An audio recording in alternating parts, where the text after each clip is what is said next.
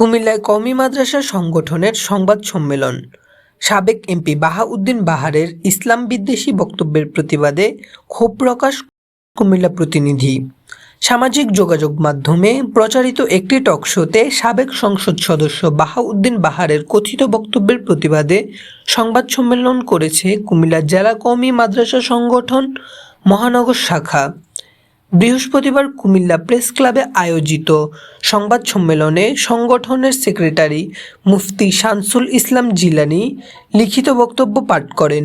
লিখিত বক্তব্যে তিনি অভিযোগ করেন, সম্প্রতি সামাজিক যোগাযোগ মাধ্যমে প্রচারিত একটি টক শোতে বাহাউদ্দিন বাহার দেশের মাদ্রাসা শিক্ষা ব্যবস্থা সম্পর্কে আপত্তিকর মন্তব্য করেছেন এবং কুমিল্লার জনগণের প্রতি হুমকিমূলক বক্তব্য দিয়েছেন। এসব বক্তব্যের তীব্র নিন্দা ও প্রতিবাদ জানিয়ে সংগঠনের পক্ষ থেকে উদ্বেগ প্রকাশ করা হয়।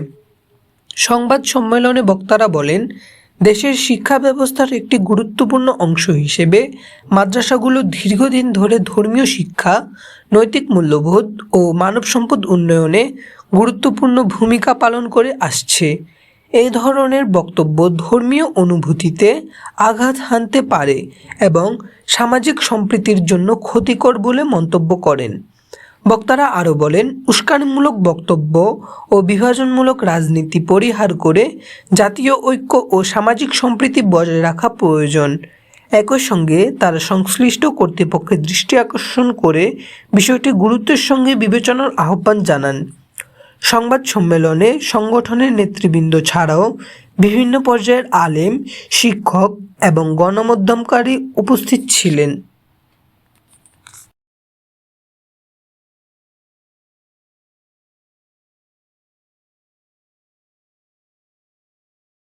মাদ্রাসাগুলোর উপরে আরো বেশি কি ছিল, আমরা শুধু মুখ দিয়ে মাঝে মাঝে ওনার সামনে উপস্থিত হয়েছি, নতুবা মাদ্রাসার বিরুদ্ধে ওনার ষড়যন্ত্র আজকের নয়, বহু পুরানো।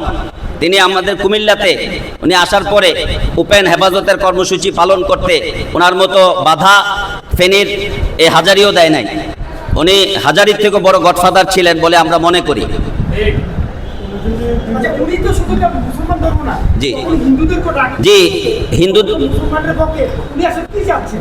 উনি মনে করেন যে ওনার মতো এত বড় মানে কি বলবো এটাকে রাজনীতিবিদ বলে যেটা বলে, উনি পৃথিবীতে কাউকে মানুষ মনে করতেন না। বিগত 15 বছর এটা আমরা দেখেছি, মানুষকে অপমান, অবমূল্যায়ন, এমনকি নিজ দলকেও পর্যন্ত তিনি ধ্বংস করছেন বলে আমরা ইদানিং এই কয়েকদিন প্রতিবাদে আমরা আওয়ামী লীগের বিভিন্ন নেতার মুখ থেকে আমরা অনলাইনে আমরা শুনেছি তিনি দলকেও ধ্বংস করেছেন। দলের ভিতরেও তিনি এই চেইন অফ কমান্ড শৃঙ্খলা পরিপূর্ণ ভেঙে দিয়েছেন। কিছু তো ছিল প্রকৃত অর্থে ওনার সাথে ওনার থেকে সুবিধা ভোগের জন্য, এদেরকে জনগণ প্রত্যাখ্যান করে আসছে সব সময়। এই জাতীয় আলেম আমরা আলেমের নামের অন্তর্ভুক্ত আমরা মনে করি না, আলেম নামের কলঙ্ক। যারা এই জাতীয় লোকের সাথে মিশে প্রকৃত অর্থে আদর্শগতভাবে মনের দিক থেকে তাদেরকে সম্মান করে যে কোনোভাবে তাদের থেকে স্বার্থ হাসিল করেছে। নতুবা কওমি মাদ্রাসাগুলো সবসময় ওনার সাথে বিশাল দূরত্ব ছিল, উনি কখনোই কওমি মাদ্রাসার সাথে মিশেন নাই এবং কওমি মাদ্রাসার বন্ধের এই দাবি ওনার বহু আগে থেকে এটা দিয়েছে। এটা শুধু ওনার ব্যক্তিগত মত না, এটা আন্তর্জাতিক একটা ষড়যন্ত্রের অংশ হিসেবে উনি নেমেছেন মাঠে, এটা আমরা মনে করি।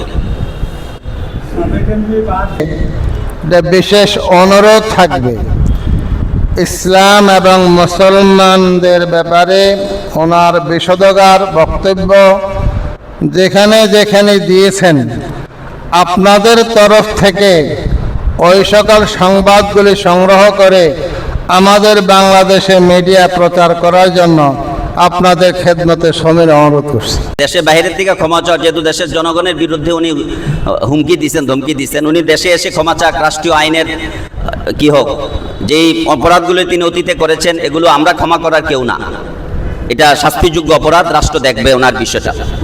আপনারা দেখছেন মেঘনা টিভি, সত্যি সন্ধানে সবসময়। এছাড়া দেশ বিদেশের নিত্য নতুন খবর জানতে মেঘনা টিভির ফেসবুক পেজ facebook+meghna tv.bd তে লাইক দিয়ে আমাদের সাথেই থাকুন।